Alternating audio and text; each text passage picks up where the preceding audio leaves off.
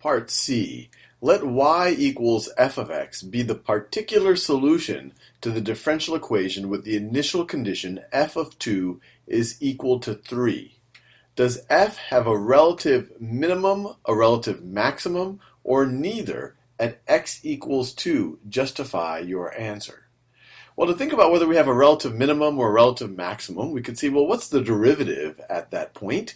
If it's 0, then it's a good candidate that we're dealing with that it could be a relative minimum or a maximum. If it's not 0, then it's neither.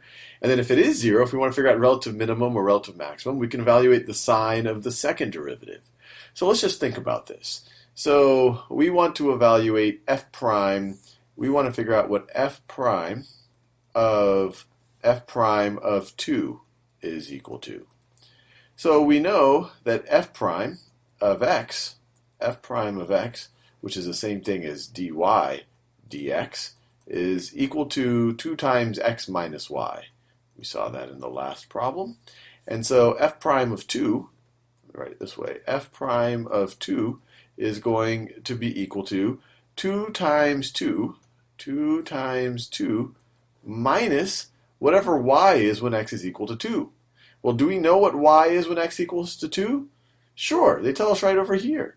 Y is equal to f of x. So when x is equal to 2, y is equal to 3. So 2 times 2 minus 3.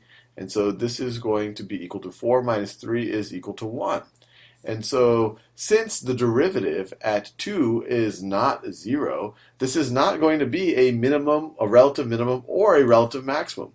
So we could say, since f prime of 2 does not equal 0, this, we have a, f has, let me write it this way, f has neither minimum, or relative minimum, I guess I could say, relative min or relative max at x equals 2. All right, let's do the next one. Find the values of the constants m and b for which y equals mx plus b is a solution to the differential equation. All right, this one is interesting. So let's just write down everything we know before we even think that y equals mx plus b could be a solution to the differential equation. So we know that dy over dx is equal to 2x minus y. They told us that. We also know that the second derivative of y with respect to x is equal to 2 minus dy dx. We figured that out in part B of this problem. And then we could also express this. We saw that we could also write that as 2 minus 2x plus y if you substitute this in for that. So it's 2 minus 2x plus y. So let me write it that way. So this is also equal to 2 minus 2x plus y. So that's everything we know before we even thought that maybe there's a solution of y equals mx plus b. So now let's start with y equals mx plus b. So if y is equal to mx plus b, y equals mx plus b, so this is the equation of a line, then dy dx is going to be equal to, well, the derivative of this with respect to x is just m, derivative of this with respect to x, it's a constant, it's not going to change with respect to x, it's just 0. And that makes sense. The rate of change of y with respect to x is the slope of our line. So can we use, and this is really all that we know. We could go even further. We could take the second derivative here.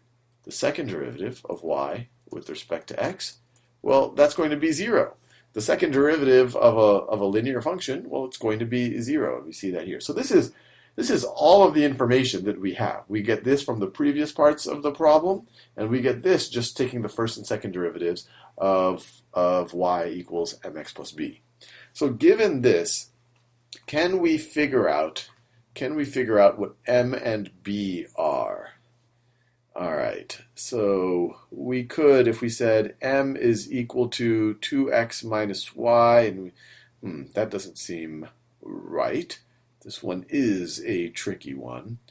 Let's see. We know that The second derivative is going to be equal to 0.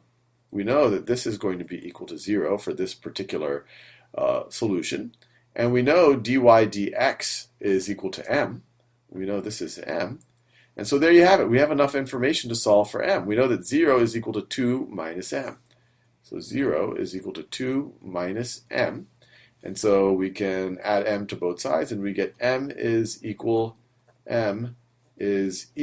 to 2. So that by itself was quite useful. And then what we could say, let's see, can we solve this further? Well, we know that this right over here, dy dx, this is m. This is m, and it's equal to 2. So we could say that 2 is equal to 2x minus y. 2 is equal to 2x minus y. And then let's see, if we solve for y, add y to both sides, subtract 2 from both sides, we get y is equal to 2x minus 2. And there we have our whole solution. And so you have your m right over there, that is m. And then we also have our b. This one was a tricky one. Anytime that you have to do something like this and it doesn't just jump out at you, and if it wasn't obvious, it didn't jump out at me at first when I looked at this problem. I said, well, let me just write down everything that they told us. So they wrote this before, and then we say, okay, this is going to be a solution. And so let me see if I can somehow solve. So let's see what I didn't use. I didn't use that.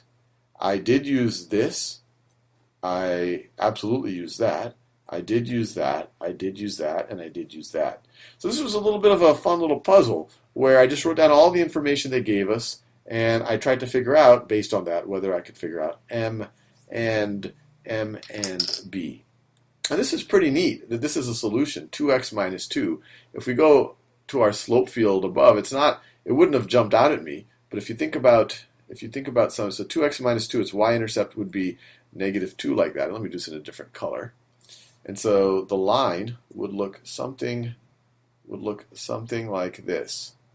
The line would look something like this. And you can verify that at any one of these points, the slope is equal to 2. If we're at the point 2, 2, well, it's going to be 2 times 2 minus 2 is 2. 1, 0, 2 times 1 minus 0 is 2. 0, negative 2. Well, 0 minus negative 2, that's 2. So you see, this is pretty neat. The slope is changing all around it, but this is a linear solution to that original differential equation. That was pretty cool.